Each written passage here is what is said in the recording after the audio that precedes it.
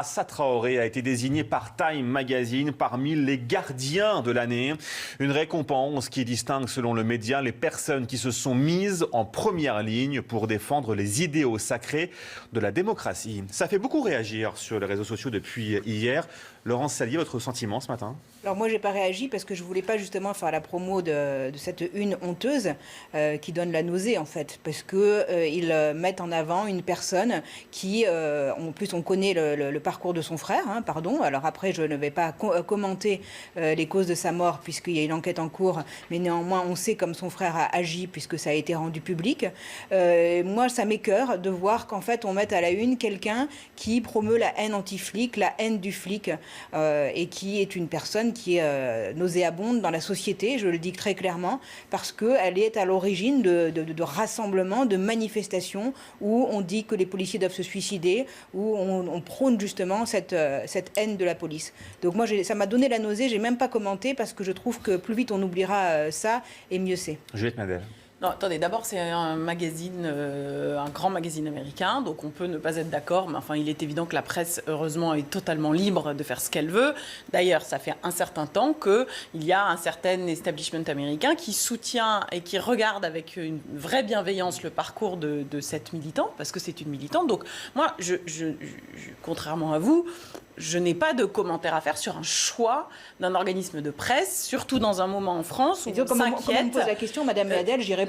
Comme je suis sur un plateau de télévision et chroniqueuse, je trouve que c'est important de donner son avis. Absolument. Et moi, comme je défends des convictions politiques, je vais aussi vous donner le mien. Mais voyez, vous donnez aussi votre avis, et pourtant la presse est libre. Mais ce qui est très important, justement, pour moi, c'est que d'abord, on préserve la liberté de la presse. Et donc, surtout pas. Interdit. Et donc, ça peut nous donner je vais essayer de vous répondre. Et donc, je vais essayer de répondre à la question de Thomas Lequartier.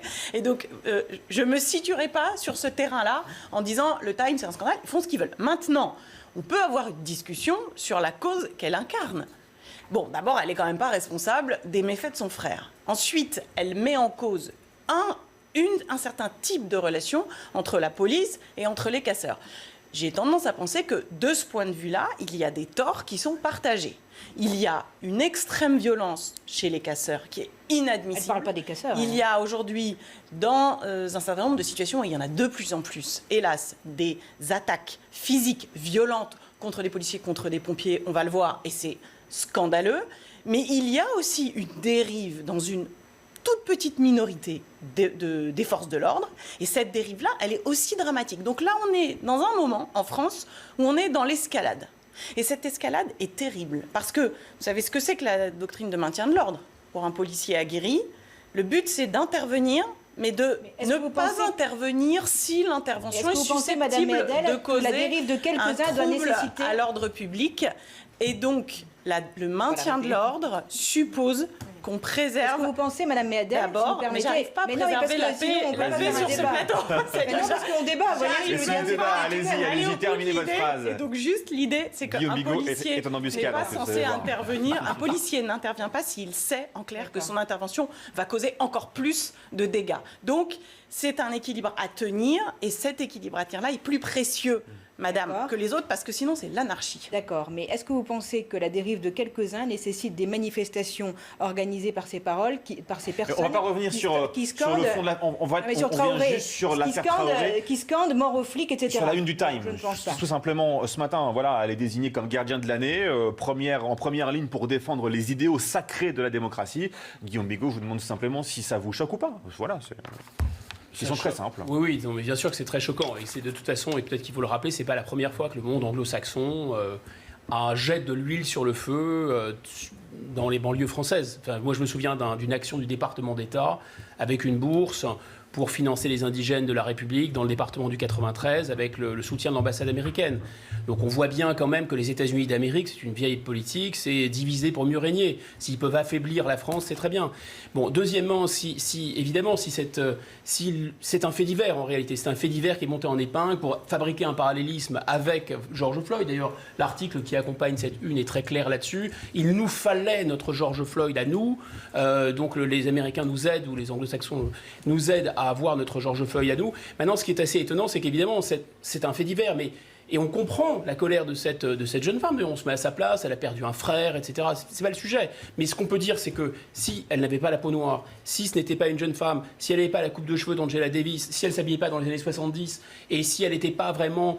elle se prêtait pas parfaitement à une espèce d'iconisation peoplesque, ça ne fonctionnerait évidemment pas. Tout le monde se contreficherait d'une jeune femme blanche qui aurait perdu un frère dans une interpellation, vous voyez, par exemple. Donc on voit bien comment le monde anglo-saxon est littéralement obsédé par les races et comment, je ne sais pas de qui, il y a les gardiennes, il y a des probablement gardiennes du colonialisme américain. Et malheureusement, beaucoup de jeunes français, beaucoup de bobos, beaucoup de jeunes dans les banlieues sont colonisés mentalement par l'Amérique. C'est-à-dire qu'ils rejouent l'Amérique sans se rendre compte qu'ils ne sont pas américains, ils sont français. C'est ce qu'on appelle l'aliénation. Non, on ne peut pas.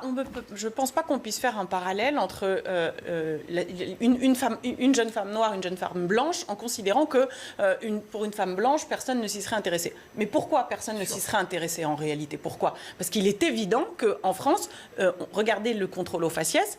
Qui est victime du contrôle aux faciès? Évidemment, d'abord, les Noirs et les Arabes. Donc, on ne peut pas considérer que c'est anormal qu'il y ait un combat pour l'égalité des droits. Et c'est là où je diverge de votre position. Non, mais vous ne pouvez pas dire ça, Madame Meadel. Ça veut dire que pour vous, une victime blanche n'a pas le même poids et ne doit pas être défendue de la même façon qu'une victime noire? C'est pas du tout ça que je dis. C'est ce qu'on comprend un petit peu. C'est pas du tout ça que je dis. Pardon, que je dis, c'est qu'on ne peut pas considérer qu'il y a là un deux poids, deux mesures. En tout cas, quand une victime est blanche, effectivement, ça crée moins de solidarité, ça crée moins de soutien, et ça ne créerait pas la une du Time. Mais pourquoi?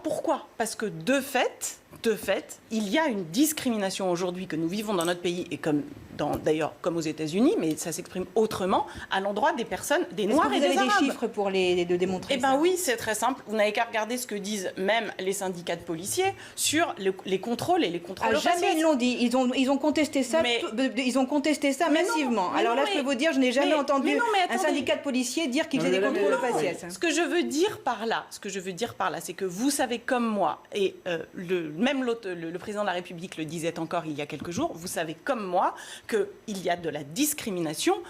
Mais c'est ne me dites pas, vous savez avéré, comme moi, madame, parce que non, je ne tiens pas cette position. Mais donc, je ne sais pas comme vous, c'est votre opinion. Prenez les dernières statistiques sur les difficultés qu'ont les personnes issues. Vous avez tout à fait raison, mais il y a quand même eu des enquêtes à l'aveugle qui ont été faites sur le fait que quelqu'un qui a un nom étranger, arabe ou qui est noir, qui cherche un emploi. Mais ça, c'est pas la même chose. Attendez. On parle des arrestations policières. Oui, mais on parlait quand même de Assa Traoré à la du Time. Mais oui, le problème, c'est la discrimination. Le problème, c'est la discrimination. Pour moi, une victime blanche doit être défendue de la même façon. Et le jour où on aura une icône qui défend une victime blanche, je pense qu'on aura bien avancé dans l'égalité. Mais attendez, les blancs sont moins victimes de discrimination que les noirs. J'ai l'impression de vous dire un truc évident. Allez dans certains quartiers, vous verrez que les blancs sont aussi victimes de très grande discrimination. Sale blanc, c'est une insulte qui existe. Je peux vous dire que quand on cherche un appartement et qu'on a un nom à consonance arabe ou qu'on est noir, on a beaucoup plus de mal à trouver quelqu'un pour vous le louer.